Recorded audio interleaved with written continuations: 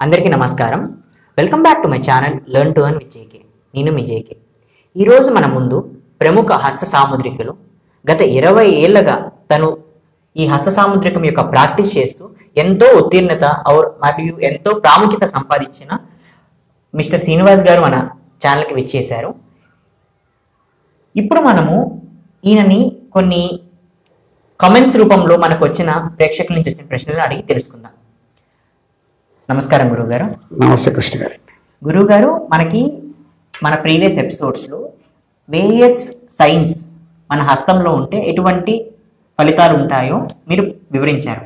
కొంతమంది కొన్ని ఎగ్జాంపుల్స్ అని కొన్ని కేసెస్ మా సిచ్యువేషన్లో ఇలా ఉంది, ఇక్కడ ఏం చేయమంటారు గురువుగారు, లేదా ఇట్లా మాకు జరగాలి ఉందా, అది ముందే రాసి ఉందా అనేసి కొంతమంది అడుగుతూ ఉన్నారు. వాటిల్లో ఒక ప్రశ్న తీసుకుందాము. చాలామంది అడుగుతుంది ఏంటి అంటే, నేను ఎక్కడికి వెళ్ళినా నాకు ఆ గుర్తింపు రావట్లేదు. నాకు చాలా నాలెడ్జ్ ఉంది, టాలెంట్ ఉంది, కానీ నేను వెళ్తున్నా గుర్తింపు రావట్లేదు, నన్ను ఎవరు గుర్తించట్లేదు. నేను కష్టపడుతున్నా నా యొక్క శ్రమకి, నా యొక్క కృషికి ఎవరు గుర్తించట్లేదు. అది అకాడమిక్స్లో అవ్వచ్చు, లేదా మన ప్రొఫెషన్స్లో అవ్వచ్చు, లేదా ఇంకేదైనా బిజినెస్ చేస్తున్నప్పుడు కూడా కరెక్ట్ ఉత్తీర్ణతకి రాకపోవడం, అట్లా సఫర్ అవుతున్నానండి. నాకు ఆ టాలెంట్ ఉంది, నాకు టెక్నిక్ తెలుసు, అన్నీ తెలుసు, నా జాతకం పరంగా వల్ల నేను వెనకడుగు వేస్తున్నానా, లేదా నా జాతకం పరంగా నాకు టైం సరిగ్గా లేదా అని అడుగుతూ ఉంటారు.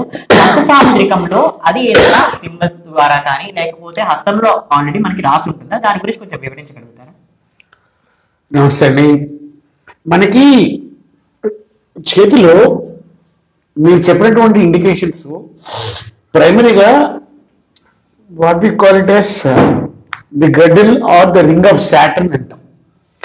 రింగ్ ఆఫ్ సాటర్న్ ఏమంటే ఈ చిటిన వేలికి ఉంగరం వేలికి మధ్యన మొదలయ్యి శని లేక గురు స్థానాలకి మధ్యగా ఎండేటువంటి రేఖ ఏదైతే ఉన్నదో దాన్ని ద రింగ్ ఆఫ్ సాటర్న్ కానీ గడిల్ ఆఫ్ సాటర్న్ కానీ అంటారు.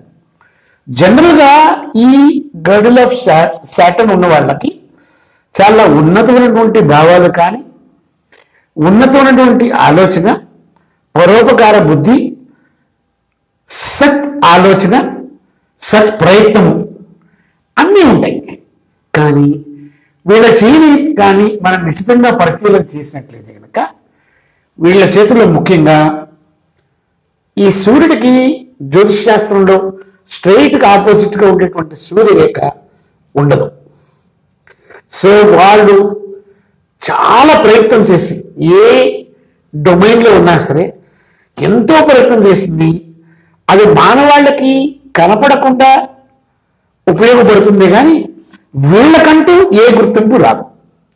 ఫర్ ఎగ్జాంపుల్, అందరికీ తెల్లవారటము రాత్రి అవటము ముఖ్యమే, కానీ ఏ రోజు ఏనాడు మనం బయటకు వచ్చి ఓ సూర్య భగవానుడా నువ్వు వచ్చావు, తెల్లవారింది, నీకు ధన్యవాదాలని సూర్యుడిని మనం కీర్తించలేదు. మన అందరం పగలల్లా శ్రమపడి రాత్రి విశ్రమించాలి. ఏనాడు మన చంద్రుడి దగ్గరికి వెళ్ళి ఏమండి చంద్రుడా నువ్వు వచ్చావు కాబట్టి ఈ జీవులకి విశ్రాంతి స్థానం ఇది, మనము విశ్రాంతి తీసుకుంటాం, మీకు ధన్యవాదాలని ఏనాడు ఏ మనిషి నాకు తెలిసి చెప్పి ఉండడం. ఆ కోవకు చెందినటువంటి వాళ్ళు ఈ రింగ్ ఆఫ్ సాటర్న్ ఉన్నవాళ్ళు ప్రైమాఫేసి ఉన్నతమైనటువంటి భావాలు కలవారు, ఉన్నతమైనటువంటి జీవిత లక్షణాలు కలవారు. అయితే మనం చాలా ఎపిసోడ్స్ క్రితం చెప్పినట్లుగా సాముద్రిక లక్షణాలుగా చూస్తే ఈ రింగ్ ఆఫ్ సాటర్న్ ఉన్నవాడు ఎత్తుగా ఉంటాడు, నల్లగా ఉంటాడు, కొటారు ముక్కు ఉంటుంది, పెద్ద చేతులు ఉంటాయి, చూడగానే మనిషి కనపడుతుంది అంటే తెలుస్తుంది వీళ్ళు ఈ కోవకు చెందిన వాళ్ళని. మనము ఇవాళంతా మనకున్న ఎపిసోడ్స్ లో ఈ 4 పరిధుల్లో ఉన్న వాటి గురించి మాట్లాడాం. ఇంకా దీని తర్వాత వీటి కాంబినేషన్స్ తో చూస్తే మనకి వెంటనే అర్థమైపోతుంది దీని వెనకాల రింగ్ ఆఫ్ సాటర్న్ ఉందని. ఆ ఉన్నవాళ్ళు చాలా శ్రమకొచ్చి మానవాళ్ళకి లేకపోతే మనుషులకి ఒకరి కాకుండా చాలా మందికి చాలా ఉపయోగపడేట్టుగా చాలా కష్టపడతారు. వాళ్ళు చాలా కష్టపడేటువంటి చాలా మంచి ఫలితాలని అందరికీ నిస్వార్థంగా త్యాగం చేసినటువంటి త్యాగబుద్ధి కలవారు కూడా. అలాగే కొంతమంది మెసేజ్ కూడా చేశారు ఎగ్జాక్ట్గా ఆపోజిట్. వీళ్ళేమో ఎంత కష్టపడుతున్నా మాకు ఫలితం రాలేదని అంటున్నారు. Right. కొంతమంది ఏమంటున్నారు అంటే, సార్ మా అబ్బాయి ఉన్నాడు, చిన్నప్పటి నుంచి ఎడ్యుకేషన్స్ లో కానీ అన్నిట్లో కానీ టాప్ చేస్తూ ఉంటాడు, Right. వాటిని ఎక్కడికి పంపించినా ఏ స్టేట్ కి పంపించినా వెంటనే అది స్పోర్ట్స్ కావచ్చు, అకాడమిక్ కావచ్చు, ఎలక్ట్యూషన్ లాంటి కాంపిటీషన్స్ కావచ్చు, ఎక్కడికి వెళ్ళినా రాణించుకొస్తున్నాడు. అలాంటి వాడిని నేను ఏదైనా ఐఐటీస్ కి NITs కి లాగా వేరే స్టేట్ కి పంపించినా రాణించుకో రాగలుగుతాడా, ఏంటి దాని పరిస్థితి, అది కూడా మనకి హస్త సాముద్రికంలో ఉంటుందా, రాణించుకోగలుగుతారా లేదా అనేది పాజిటివ్ పరంగా కూడా అది కొంచెం వివరించగలుగుతారా? దీనికి పాయింట్ ఏంటంటే, నేను మొదటి నుంచి చెప్తున్నాను, ఇది 2-4గా తీసుకున్నటువంటి స్ట్రైట్ కెమికల్ ఈక్వేషన్ కాదు హస్త సాముద్రికం.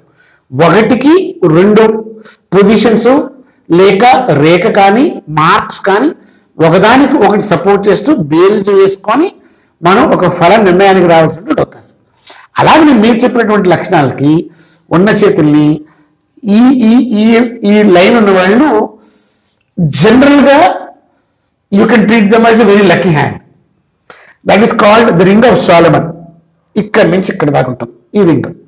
ఎక్కడ ఏంటంటే చూపుడు వేలికి క్రిందగా ఈ మన హృదయ రేఖకి పైగా ఒక సర్కిల్ అర్ధచంద్రాకారంగా ఇక్కడ ఈ శనిస్థానానికి గురుస్థానానికి మధ్య మొదలయ్యి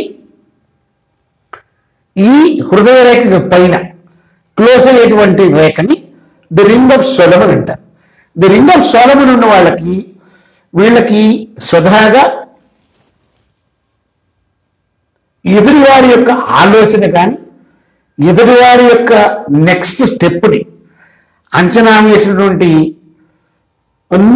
నిశ్చితంగా అంటే మైన్యూట్ లెవెల్ థింకింగ్. ఇది ఇమాజినేషన్కి సంబంధించింది కాదు, ఇజ్ ఎ పవర్. పక్కవాడిని పై ఎత్తులు వేయడం కాదు.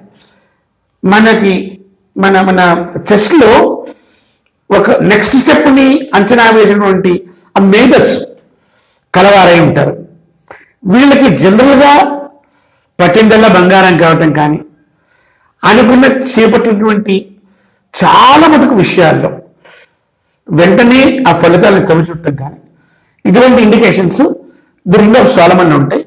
కానీ రింగ్ ఆఫ్ సాలమన్ ఈ లైన్ ఏదైతే ఉన్నదో దీనిని 99% చెప్పవచ్చును. కాకపోతే నీల రేఖల యొక్క బేరీజు కూడా వేసుకొని సంపూర్ణంగా ఫలితాన్ని చెప్పవచ్చు. కాబట్టి రింగ్ ఆఫ్ సాలమన్ ఉన్న వాళ్ళకి స్వతహాగా జన్మదాకా అదృష్టవంతులని మనం భావించవచ్చు. గర్డిల్ ఆఫ్ సాటర్న్ ని, రింగ్ ఆఫ్ సాలమన్ ని చాలా బాగా వివరించారు గురువు గారు.